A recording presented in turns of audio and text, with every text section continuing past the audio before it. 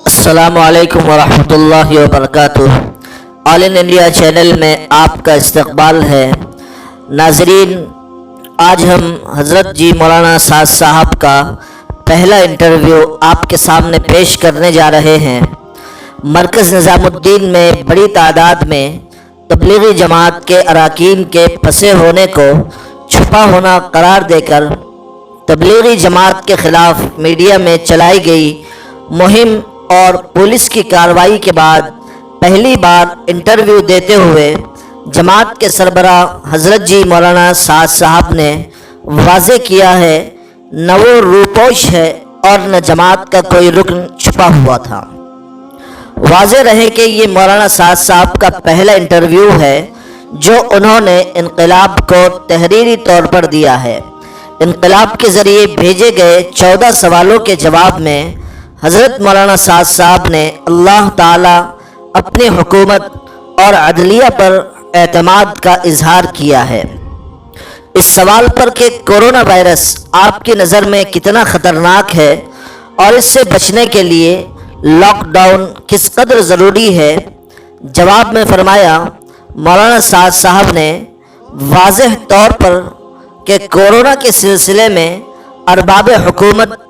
اور محکمہ صحت اور ہمارے مقتدر علماء نے جو ہدایات دی ہے اور اس سے بچنے کی جو تدابیر بتلائی ہے، ہر ایک کو اس پر عمل کرنا چاہیے اور ان تدابیر کو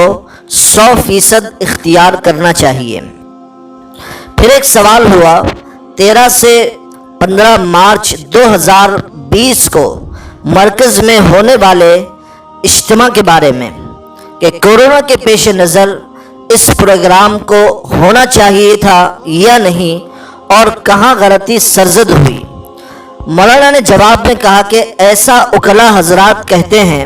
کہ 13 سے 15 مارچ کے درمیان کسی قسم کی پابندی کا اعلان نہیں ہوا تھا۔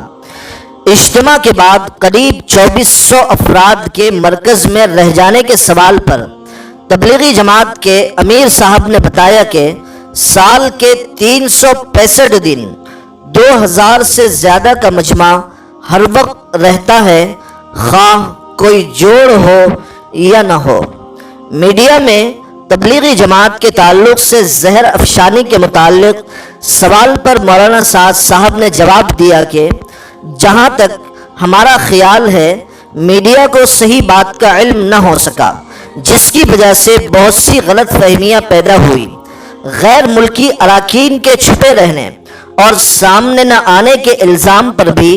مولانا نے بتایا کہ ہماری جماعتیں خواہ اندرون ملک کی ہو یا بیرون ملک کی مسجدوں میں قیام کرتی ہے اور یہ جماعتیں وہیں رہی۔ لاک ڈاؤن کی صحیح صورتحال کو سمجھنے میں تاخیر ہوئی اور منتظمین کو خود لاک ڈاؤن کی وجہ سے دشواریوں کا سامنا کرنا پڑا،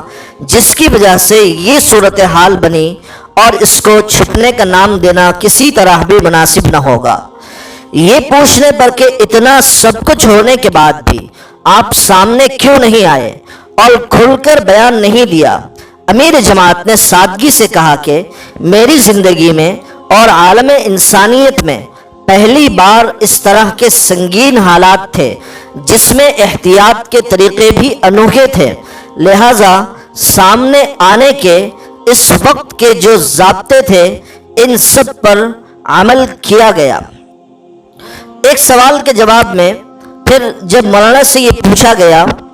تو انہوں نے مزید کہا کہ رہی بات میرے میڈیا میں نہ آنے کی، تو ہمارا میڈیا پر آنے یا میڈیا سے فائدہ اٹھانے کا کبھی معمول نہیں رہا، البتہ اتھارٹیز سے برابر رابطہ ہے۔ انقلاب کے سوال پر کہ کیا آپ کی ایک غلطی کی وجہ سے ملت اسلامیہ ہند کو شرمندہ ہونا پڑا، مولانا نے جواب دیا کہ ہم نے یہ بات پہلے بھی کہی ہے کہ غلط فہمی کی بنیاد پر یہ صورتحال پیدا ہوئی تھی اور اب اس کے ازالے کی کوشش کی جا رہی ہے۔ ایک دیگر سوال کے جواب میں انہوں نے حکومت کے کسی نمائندے سے رابطے کی تردید کی۔ مستقبل کے تعلق سے پر امید لہجے میں مولانا نے کہا ہے کہ ہمیں اپنے اللہ سے اچھا گمان ہے۔ انہوں نے ملت اور ملت کے تعلیم یافتہ لوگوں کی حمایت کا شکریہ ادا کیا۔ اس سوال پر کہ کیا آپ کو لگتا ہے آپ کی مدد کے لیے اسلامک ممالک سامنے آئیں گے اور OIC سے کتنی توقع ہے، مولانا سعد کاندھلوی نے کہا، ہمیں اللہ کی مدد کا پورا یقین ہے اور ہمیں اپنی حکومتوں اور عدلیہ سے اچھی توقع ہے۔ جماعت کے اراکین کے خلاف قائم کیے گئے مقدمات اور حکومت سے جماعت کی توقعات کے سوال کا جواب دینے سے تبلیغی جماعت کے امیر نے گریز کیا۔ آج کے لیے اتنا ہی، ہم پھر ملیں گے نئے ویڈیو کے ساتھ۔ السلام علیکم ورحمۃ اللہ وبرکاتہ۔